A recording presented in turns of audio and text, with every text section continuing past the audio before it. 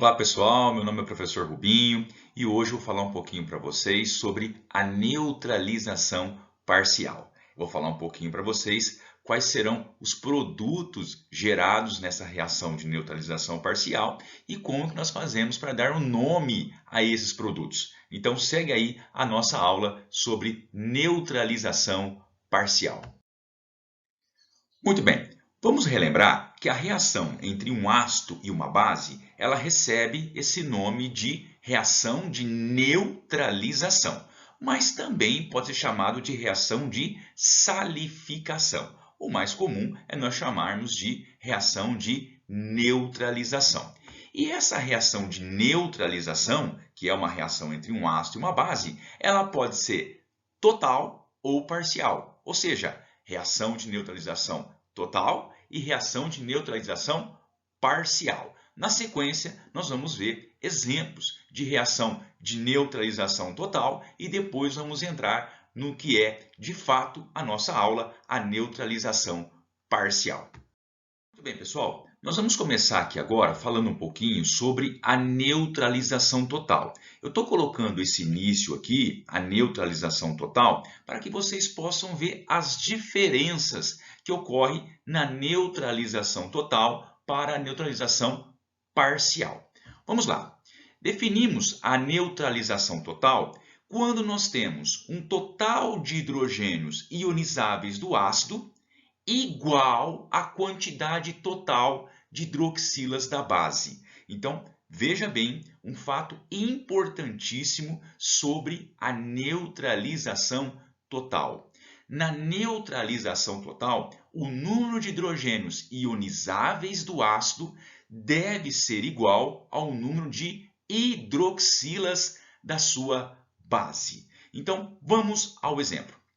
Vou pegar aqui o HCl, que é o ácido clorídrico, e vou reagir ele com uma base que é o hidróxido de sódio. Então, repare, ácido clorídrico, HCl, mais NaOH, hidróxido de sódio.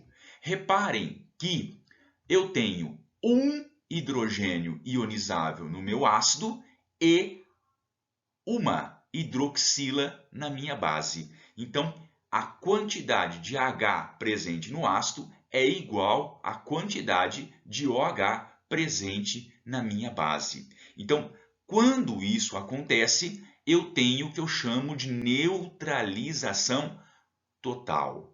Quando eu vou fazer a reação entre um H e o outro OH proveniente da base, isso vai gerar uma molécula de água. Então, um H do ácido mais um OH da base gera uma água. O que sobra, lembra, vai dar origem ao sal, NaCl. Uma vez que sobrou o Na da minha base, Na+, e o Cl, Cl- do meu ácido, forma-se aí o sal NaCl, que é o cloreto de sódio. Um outro exemplo, eu vou pegar agora o HCl, que é o ácido clorídrico que nós fizemos anteriormente, só que agora eu irei reagir ele com o hidróxido de bário, o BaOH2. Repare que, nesse caso, eu tenho um H, tá, no ácido e dois OHs na minha base. Então, é necessário eu adicionar aqui o coeficiente 2. O coeficiente 2 aqui na frente do meu ácido para que eu tenha 2 Hs e 2 OHs. Então, nesse caso aqui, para que eu tenha uma reação de neutralização total, foi necessário fazer o balanceamento da equação primeiramente. Como é que eu faço o balanceamento? Eu coloco os coeficientes estequiométricos na frente das fórmulas. Eu tinha um H só, eu tenho que fazer isso aqui ficar com 2 HCls para poder reagir com os 2 OHs da minha base. Eu coloco o coeficiente 2. Agora eu tenho 2 Hs e 2 Cls que irão reagir com a minha base. Então agora eu tenho, tá, 2 hidrogênios e 2 OHs para que eu possa fazer a minha reação. Na sequência, eu vou juntar esses dois Hs com dois OHs, irão formar o quê? Duas águas, né? Então, nesse caso, formam duas moléculas de água, porque eu estou reagindo 2 Hs com 2 OHs provenientes da base. E o que sobra? O que sobra, sobrou o Ba, que é o bário, 2+, e o Cl-. E isso vai dar origem ao BaCl2, que é o cloreto de bário. Então, veja, uma coisa marcante e importante na neutralização total. O número de hidrogênios ele deve ser igual à quantidade de hidroxilas da sua base. Se isso acontecer, nós vamos ter uma reação de neutralização total. Às vezes é necessário nós fazermos o acerto dos coeficientes antes de começar a minha reação. E com isso eu faço o balanceamento, de tal forma que a quantidade de H fique igual à quantidade de OH. Então, assim é a reação de neutralização total. Agora vamos falar um pouquinho sobre a neutralização parcial. Bem, vamos lá. Na neutralização parcial, o total de hidrogênios ionizáveis do ácido ele é diferente do total de hidroxilas da base. Então, enquanto que na total a quantidade de Hs do ácido era igual à quantidade de OHs da base, na neutralização parcial, o próprio nome já está dizendo, a quantidade de H presente no ácido é diferente da quantidade de OH presente na minha base. Então, isso é muito importante. Vou pegar aqui o exemplo que nós acabamos de fazer como sendo uma neutralização total. Vou fazer esse mesmo exemplo considerando agora uma neutralização parcial. Em primeiro lugar, eu vejo que eu tenho um H no meu ácido e 2 OHs na minha base. Se tratando de uma reação de neutralização total, eu deveria aqui começar acertando os coeficientes. Porém, eu estou fazendo ela de forma de neutralização parcial. Então, eu vou manter a forma como ela está escrita na minha equação. Não vou acrescentar nenhum coeficiente por se tratar de uma neutralização parcial. Então, não deve-se balancear a equação. Deve pegar a equação da forma como ela está escrita e montar os produtos a partir dela. Então, vamos lá, não balanceando a equação, mas completando aí na forma de neutralização parcial. Eu vejo que eu tenho o quê? Um H do meu ácido que vai se unir a um só OH da minha base para formar uma molécula de água. Então, nós já estamos acostumados com isso. Um H se junta com um OH e forma uma molécula de água. Mas o mais interessante disso é que ainda vai existir um OH sobrando na base. Por quê? Eu tenho 2 OHs e um só dele vai reagir com um ácido. Então, vai sobrar uma hidroxila, tá? Na minha base. Consequência disso, eu vou ter um sal, mas um sal um pouquinho diferente. Eu vou ter o meu cátion, o meu ânion, mas aquela hidroxila que sobrou vai aparecer aqui, olha, entre o meu cátion e o meu ânion. Então, eu vou ter aqui o que eu vou chamar mais para frente, eu vou classificar isso para vocês, de um sal que contém uma hidroxila entre o cátion e o ânion. Eu tenho um sal básico. Então, quando sobrar hidroxila, essa hidroxila vai aparecer entre o cátion e o ânion do sal, resultante dessa reação. Então, aí está a diferença entre uma neutralização total e uma neutralização parcial. A parcial, nesse caso, sobrou uma hidroxila que não foi neutralizada, tá? E ela vai aparecer, evidentemente, no sal, mas entre o cátion e o ânion. Então, ficou Ba, OH, Cl e uma molécula de água. No próximo exemplo, eu vou pegar o ácido sulfúrico e o NaOH, né, que é o hidroxódio. Nesse caso, reparem que eu tenho 2 hidrogênios no meu ácido e apenas um OH na minha base. Já dá para perceber que eu, tratando isso como uma reação parcial, né, uma neutralização parcial, eu não devo fazer aí o balanceamento. Eu vou completar essa reação da forma como ela está escrito aí, porque é uma neutralização parcial. Vamos aí então aos produtos gerados nessa reação. Veja que eu tenho 2 hidrogênios no meu ácido, mas apenas um deles vai ser neutralizado por um OH da minha base. E isso vai resultar na formação de uma molécula de água nessa reação. Mas também irá sobrar um H ainda nesse ácido. Eram 2 Hs. Um deles reagiu com o OH e formou água. A outra vai sobrar. Tá? E da mesma forma que nós fizemos no exemplo anterior, esse H que sobrar vai aparecer na fórmula. Vai aparecer entre o cátion e o ânion. Então, o sal gerado aqui é o NaHSO4 e uma molécula de água. Então, se atentem. Aqui, nesse caso, sobrou um H. Então, eu vou ter o que eu chamo de um sal ácido. Esse H vem, né? Porque eu tenho H no ácido em quantidade maior do que o H da minha base. Então, se acostumem com essas fórmulas. Quando aparecer o H no meio de um sal ou um OH no meio de um sal, saiba que é resultado de uma reação de neutralização parcial, tá? Vai sobrar H ou vai sobrar OH. E isso vai dar origem a um sal ácido ou um sal básico, conforme nós vamos dizer agora na sequência. Vamos agora então na classificação dos sais. O que é muito comum de acontecer é que quando eu tenho uma reação de neutralização total, que é aquele tipo de reação que é mais comum de nós encontrarmos, né? E ela vai dar origem, essa reação de neutralização total, ela vai dar origem a sal normal ou sal neutro, que são os sais mais conhecidos, o NaCl, que é o cloreto de sódio, né? O BaCl2, que é o cloreto de bário, e o BaSO4, que é o sulfato de bário. Então, esses sais neutros, né? Eles vêm de reações de neutralização total. Por outro lado, acabamos de ver aqui que na neutralização parcial gera-se, né, como uma das possibilidades, um sal ácido ou um hidrogênio sal.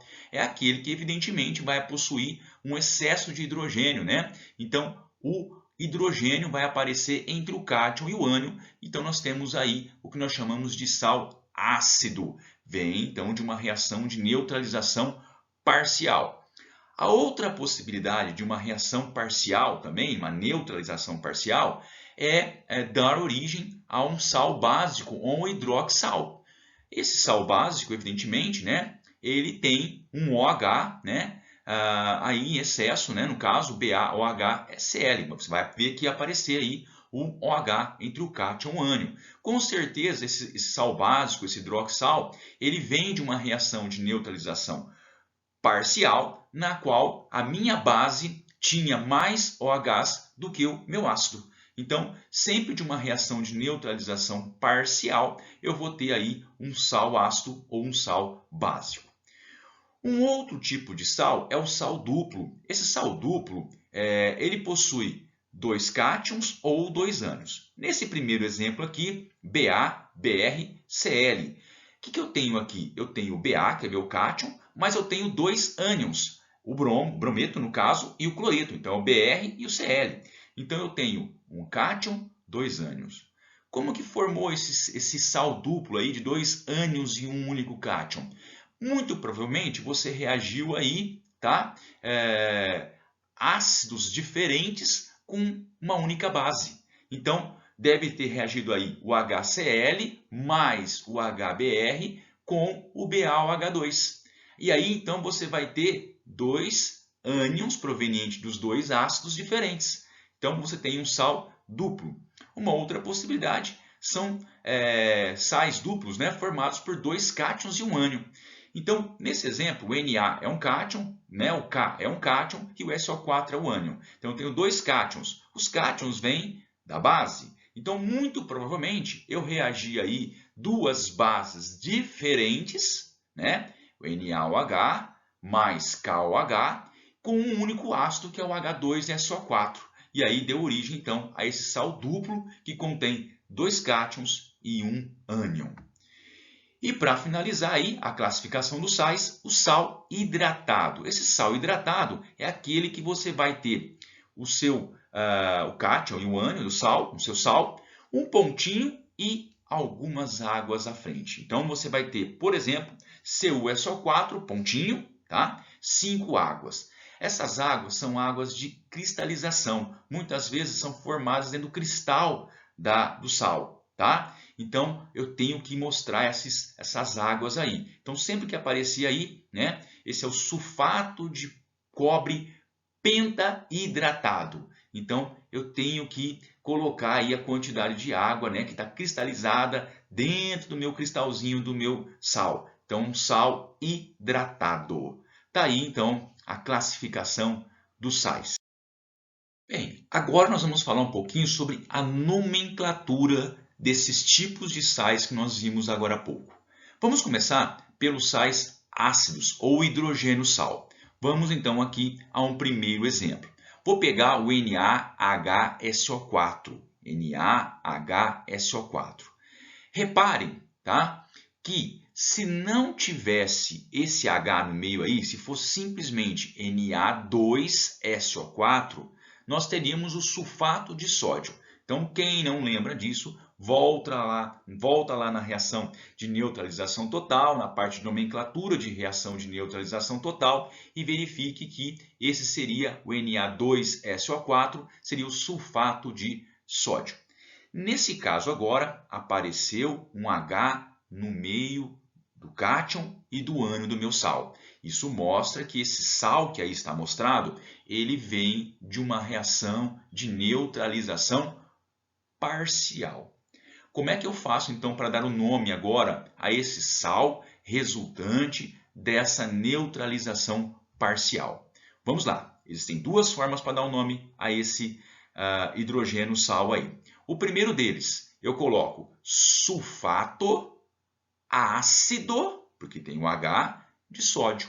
Então, eu tenho sulfato ácido de sódio. Outra forma é hidrogênio sulfato de sódio.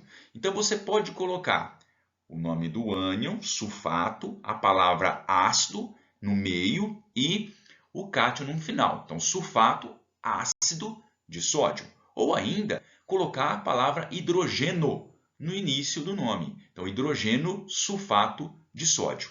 Repare que eu estou colocando ácido ou hidrogênio porque se trata apenas de um H aí no meio da minha fórmula. Agora, o segundo exemplo, eu tenho 2 hidrogênios aí, né, no meio do meu cátion e do meu ânion. Eu tenho que explicitar isso. Como é que ficaria então esse nome para esse hidrogênio sal? Eu tenho o fosfato diácido de sódio, porque são 2 hidrogênios, então sulfato diácido, ou ainda dihidrogênio fosfato de sódio. Então eu tenho aqui, né, que colocar e especificar quantos hidrogênios tem no meio ali sobrando. São 2. Então fica fosfato diácido ou ainda dihidrogênio fosfato de sódio.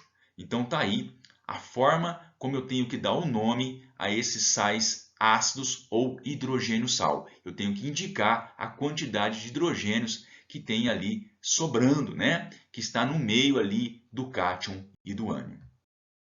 Muito bem, pessoal. Agora nós vamos falar um pouquinho sobre o sal básico ou hidroxal.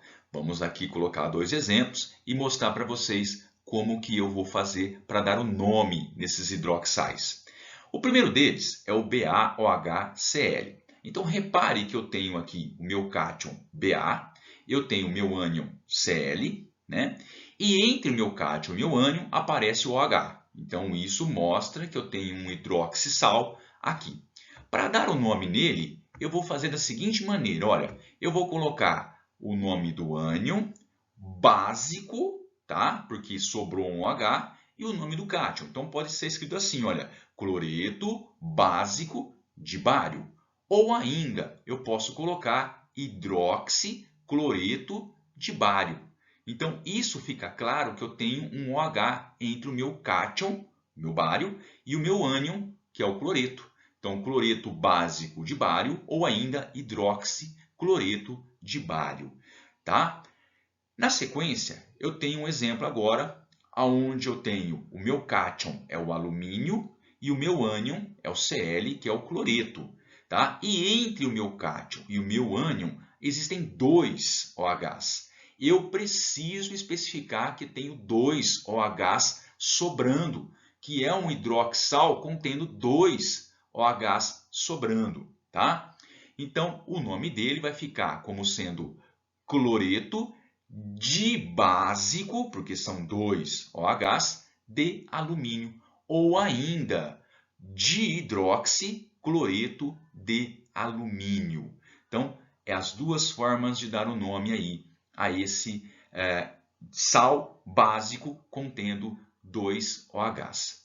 Gente, abrindo um parênteses importantíssimo aqui e especificando algo que vocês não podem esquecer.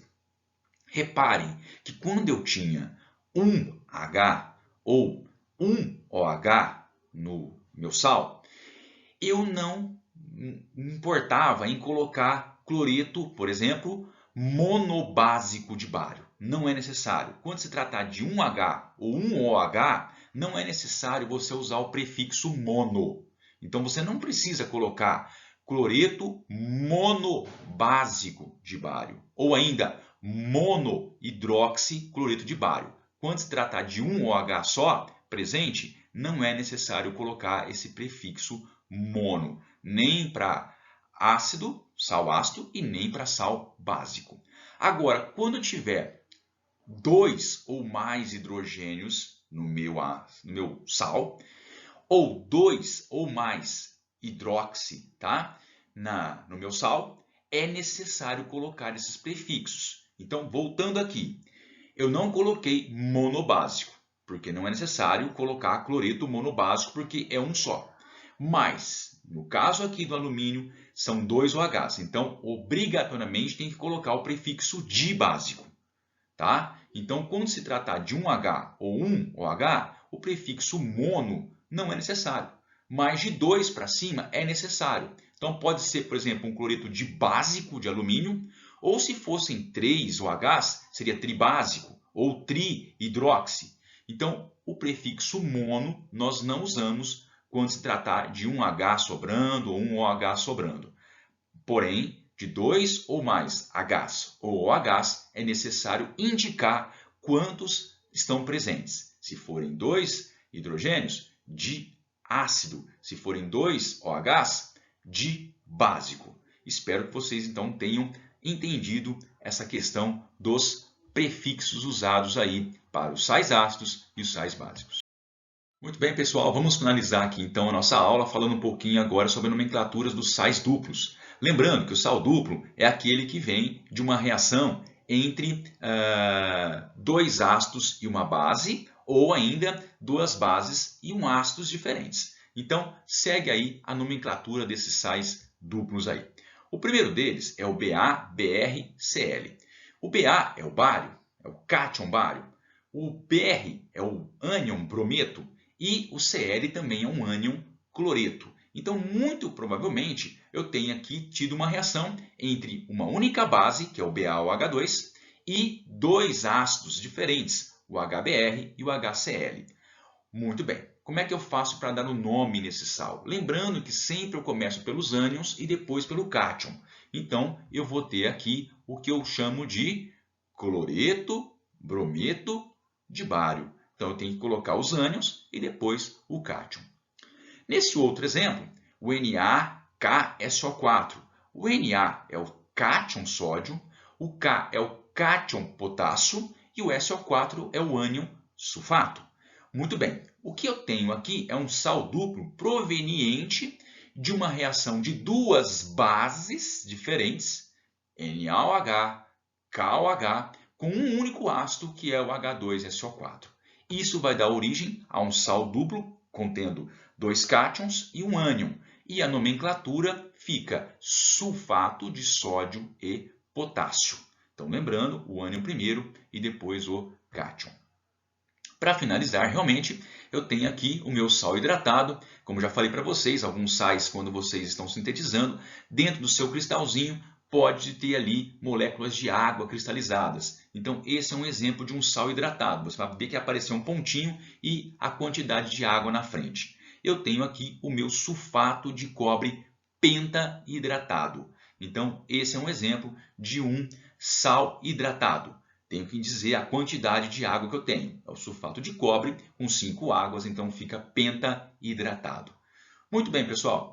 Espero que vocês tenham gostado da nossa aula de neutralização parcial, tá? E até uma próxima aula. Muito bem. Abraços!